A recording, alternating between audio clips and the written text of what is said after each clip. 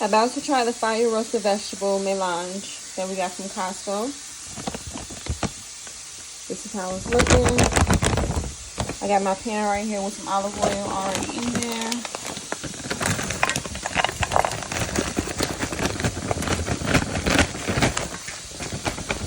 It's really good. I'm gonna put it in the oven. Let's see what the instructions say. I'm gonna put a little bit more olive oil on there because I don't want the Brussels sprouts to burn.